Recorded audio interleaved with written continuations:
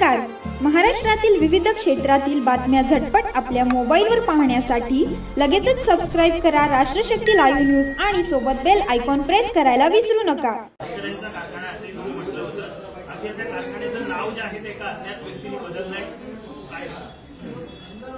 जत तालुक्यातल्या जनतेच्या भावना या कारखान्याशी जोडलेल्या आहेत. जत तालुक्यातील सभासद शेतकऱ्यांची अस्मिता म्हणजे राजे विजयसिंह डपळे सहकारी साखर कारखाना लिमिटेड तिप्पेआळी जत हा कारखाना आहे. परंतु सत्तेचा गैरवापर करून सत्तेचा गैरफायदा घेऊन जिल्हा बँक आणि राज्यात सत्तेत असल्या कारणानं जयंत पाटलांनी तो कारखाना कवडीमोल दराने स्वतःच्या घशामध्ये घालून घेतलेला आहे. आणि म्हणून जत विधानसभा क्षेत्रातील सर्व सभासद शेतकऱ्यांची मागणी आहे की तो कारखाना त्यांनी परत सभासदांना द्यावा. 22,000 सभासद आहेत. आता तर पूर्वी जेव्हा कारखाना स्थापन झाला तेव्हा एक ऊसाचं कांड सुद्धा जत तालुक्यामध्ये मिळत नव्हतं. परंतु आता 2 कारखान्याला ऊस हा जत तालुक्यातला जातो. तालुक्यातल्या अन्य कर्नाटकातल्या कारखान्यांना जातो तो भाग वेगळा. आणि म्हणून लोकांच्या ज्या भावना आहेत त्या भावना या व्यक्त झालेल्या आहेत. आपल्या माध्यमातून ती सर्व बातमी मी बघितली. ज्या कोणी हे काम केलेलं आहे त्यांच्याबरोबर मी स्वतः उभा आहे. रस्त्यावरची आणि न्यायालयातली लढाई सभासद शेतकऱ्यांनी लढाईची ठरवली आहे आणि त्या दोन्ही लढाईमध्ये मी सभासदांच्या सोबत ठामपणे उभा राहणार आहे. जयंतराव हे अत्यंत सुसंस्कृत संस्कारी नेते आहेत असं त्यांचं मत आहे आणि तुम्ही दाखवता वारंवार. दिसायला स्मार्ट असल्यामुळे तुम्हाला तसं कदाचित वाटत असेल तर ते तुम्ही दाखवता. तर ते जर खरेच सुसंस्कृत आणि संस्कारी असतील तर अत्यंत प्रतिकूल परिस्थितीमध्ये सातत्यानं दुष्काळ पडणाऱ्या तालुक्यातल्या लोकांनी गळ्यातलं कानातलं किडूक मिडूक विकून शरड करड मेंढरं गुरं मसरं विकून किंवा शेतातलं जे धान्य उत्पादन होतंय बाजरी असेल मका असेल गहू असेल काही असेल असं विकून सभासदाची फी भरलेली आहे. ज्यांच्याकडे हे नाही त्यांनी सोसायटीचं कर्ज काढून सावकारांचं कर्ज काढून सभासदाची फी भरलेली आहे. आणि जर तुम्ही सुसंस्कृत असाल तर हजारो कोटी रुपयाचा, कारण 250 एकर जमीन आहे, कारखान्याची इमारत आहे, कारखान्याच्या मशिनरी आहेत, गोडाऊन आहेत आणि स्टाफला राहणाऱ्या सगळ्या क्वार्टर्स आहेत. तर एवढी मोठी प्रॉपर्टी 40 कोटीमध्ये घशात घातलेली आहे.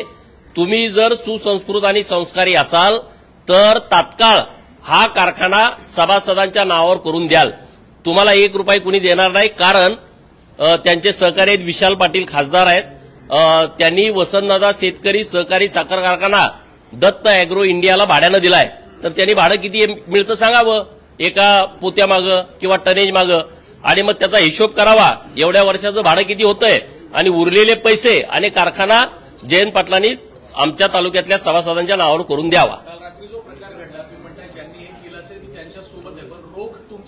असू द्या, त्यांचा कोणाचा रोग कुणाकडे असेल त्याचा मला फरक पडत नाही. आम्ही हे आंदोलन जे लोकांनी सुरू केलंय त्या आंदोलनाच्या मी सोबत आहे आणि त्याचा शेवट लागेपर्यंत आम्ही शेतकऱ्यांच्या सोबत राहणार.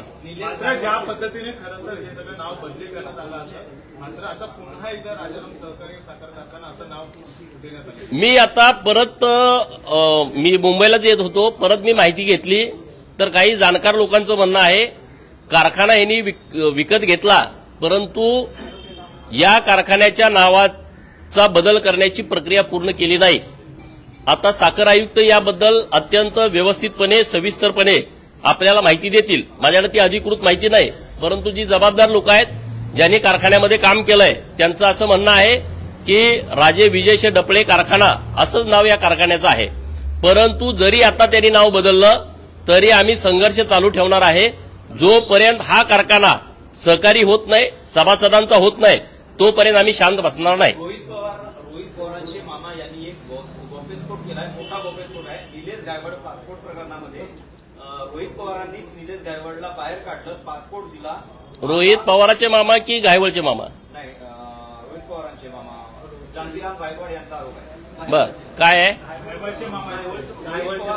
रोहित पवारांनी निलेश गायकवाडला बाहेर काढलं आणि पासपोर्ट दिला असा गौप्यस्फोट. मग बरोबर आहे ना, त्यांनी मागच्या 8-10 दिवसापूर्वीच मुलाखत दिली.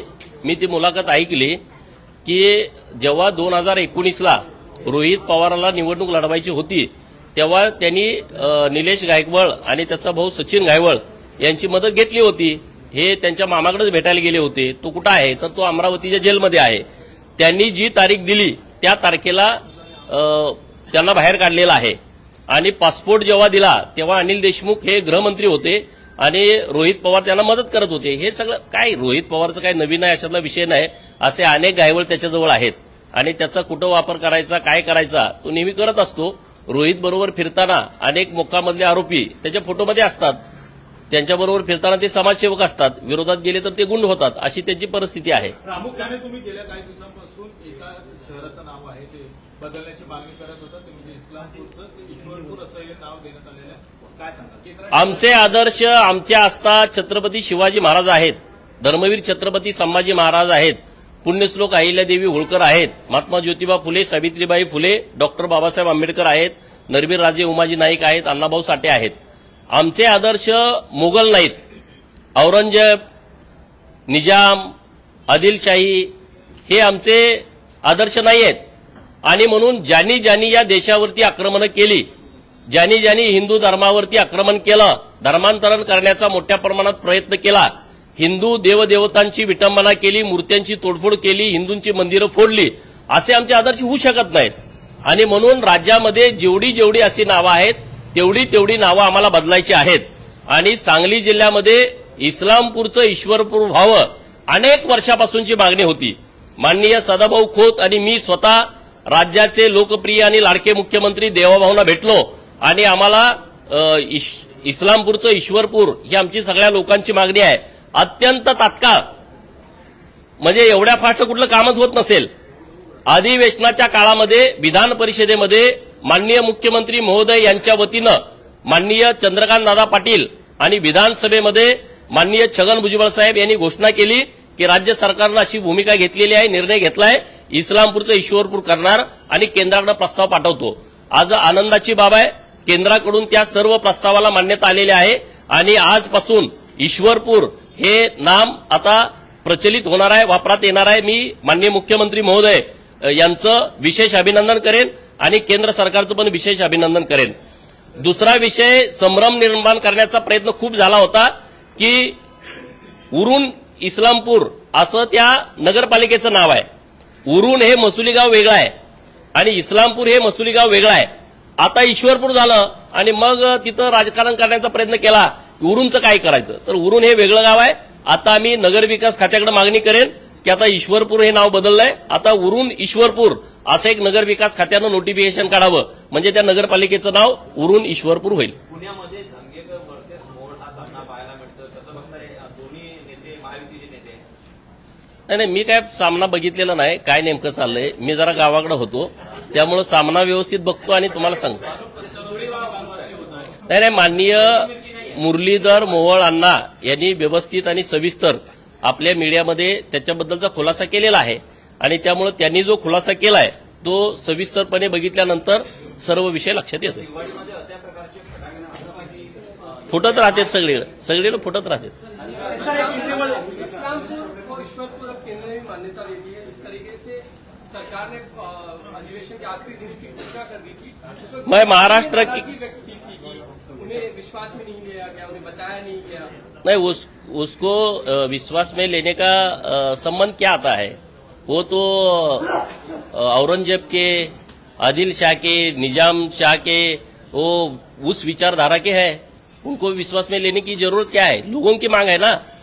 लोगों की जब मांग होती है तो उसके ऊपर सरकार डिसीजन लेती है. महाराष्ट्र के सीएम माननीय देवाभाऊ और उनके सभी साथियों का मैं अभिनंदन करता हूं कि उन्होंने इतने जल्दी में इस्लामपुर का ईश्वरपुर करने का निर्णय लिया और केंद्र सरकार ने भी उसको मान्यता दे दी है. केंद्र सरकार और राज्य सरकार का अभिनंदन. चलो.